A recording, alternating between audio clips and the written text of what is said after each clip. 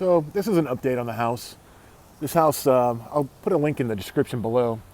This house was utterly destroyed by the previous renters.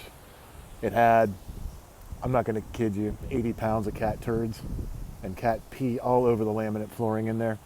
But just to give you a little bit of history about this house originally, when I got it, was in really, really rough shape. The city of Charlotte had condemned it, and it was scheduled for demolition, meaning they were actually going to come and demolish this thing.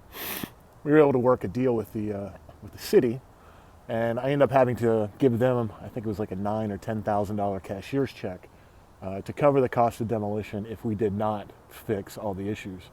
In talking with code enforcement, they were telling me that it's cheaper to rebuild it, and maybe at the time it was, but however now this house is probably worth 290, 300,000, and I definitely got it way cheaper than that. But we when we first redid this house, it was basically a brand new house. However, it really wasn't up to the standards that we use today. We had laminate flooring in here, which has been replaced with a waterproof luxury vinyl plank. Everything in here you can get at Home Depot. It is part of our, what we call our package now. Lights don't work in the kitchen for some reason. I got to troubleshoot that. But, you know, this is IKEA cabinets, which I wasn't really sure were going to work out. However, some of the cabinet doors have been destroyed. We're going to be able to go to IKEA and just get the replacement parts. Looking back on it now, would have gone with gray, but it's way too expensive to replace the black with the gray. I don't want to tear out something that's working and something that's good. But we originally had put in granite countertops. Granite, for the people in the industry, I don't particularly like. It gets stained, it's a porous product, and even if you get it sealed, it's still a porous product. What we put in here now is quartz. As you can see, we do the backsplash too. That way, whenever they're cooking or whatever, it goes against the backsplash. It should be able to come off easy. Should not stain. We'll find out in a few years. We just recently started doing it. So we don't have a long track record. So right here is where originally the mechanicals were. The hot water heater, which was gas, and the gas furnace were in a little closet, I guess. And what it did is it just didn't look right. And what it did is it made just this little tiny area here in the kitchen. We originally had taken that out and we had put a full wall, or we had just extended the wall out to here. My contractor had said that he wanted to remove it. I was hesitant at first, but it really opens up the kitchen, gives you more room to put a kitchen table in. Originally we had put in this back area the washer and dryer, but it didn't fit right. There's really no other place to put it, so I'll go over that in a little bit. We returned this back to a closet. These places don't have a lot of storage, so adding this little extra bit of storage it's going to help out the people who end up living here. There also used to be a coat closet here, and I'll tell you what I did with that in a little bit, but we closed that off and we turned it into a full bath for the master bedroom.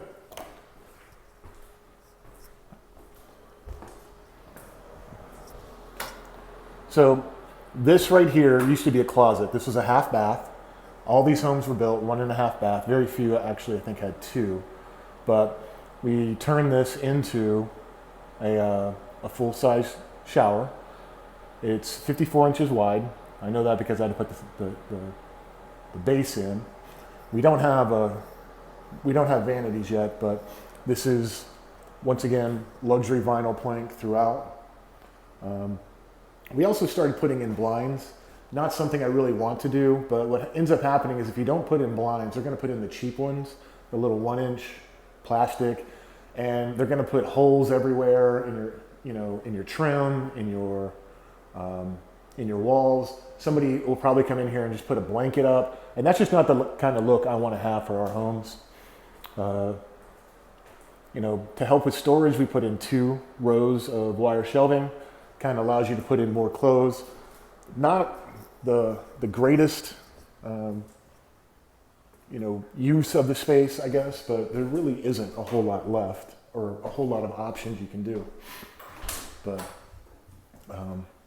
this used to be a bigger closet. What we ended up doing is right here. This is where we ended up putting for the air conditioning. There behind this wall is where the return goes up into the attic. It used to be on the floor, which I absolutely hate. I like it up in the. I like the returns to be in the attic, and so that's what we did. It is a heat pump. Being a landlord, I don't like gas. People seem to always have problems with the gas company and paying it, or a lot of the people we rent to don't have, aren't necessarily great with their money and end up having a balance, and it just becomes a problem. And if your previous renter doesn't pay their gas bill, then it kind of falls back on you as the landlord. So we just get rid of gas, or we get rid of all gas, and then we put in all electric. So it's an electric water heater, electric heat, i.e. heat pump, and then electric washer and dryer. So I got this idea off another home in another community where, it's about the same size, 1,000 square foot, and they had built a deck very similar to this. This was brand new. And they put the laundry room on the deck. I didn't know how it was going to work out, but it's actually working out really, really good. We're going to be able to put a stackable unit in there. There'll be a little bit of room for storage, not a whole lot. And then we'll just put a 36-inch door, exterior door on it. It's not ideal, but there's really no other place to put it. So in the winter time, you're going to have to come out here and be a little cold when you're doing your laundry. But, come on, how much time do you actually spend putting stuff in and out of the washer and dryer? In addition, like I said, we built this deck. I think this is really going to sell the house. It's big, and the view isn't the greatest. But if you put up some blinds or some curtains or whatever they are, like the bamboo here, and put it up over here, you can block off most of what you see from the neighbors. And for some reason, the electricity to this place, I don't know how. Yesterday it got cut, is what they told me. But Duke Energy came out and was able to fix it. So now that we have electricity back, they can finish doing the roof.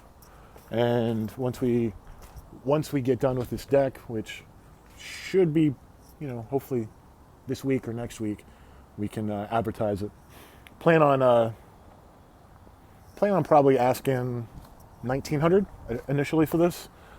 A 2-bedroom apartment goes for over $2,200 in Charlotte.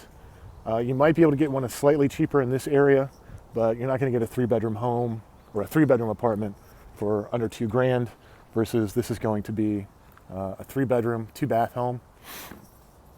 We're going to get rid of this green siding. It's something I had from a previous project. We'll put in white, kind of clean it up a little bit. Once the roof is done, I'll have gutters come in and put in. It creates a huge problem not having gutters. You can see on either side of the door, it's got mold, and that's from water splashing off of the front step or front porch here and going up against that. Also, when it rains, it tends to get a little bit inside of the doorway there, and the entire front area in front of this window and that door was rotted on the subfloor, so we ended up we're having to fix that. Hopefully with the waterproof floor, we don't really have that problem anymore, but we'll see. Time will tell. One last thing is when I bought this area right here had open drug dealing, and in South Charlotte, almost all of the drugs into South Charlotte and North South Carolina came off of this street. It took probably 6 months for the police, working with the police to be able to get rid of the drug dealers. And once that happened, this neighborhood became a lot safer, and this neighborhood, the property values ended up going up quite a bit. And that's been good for everybody. We have one other home, looks just like this one in this neighborhood. I think it rents for $1,650 a month.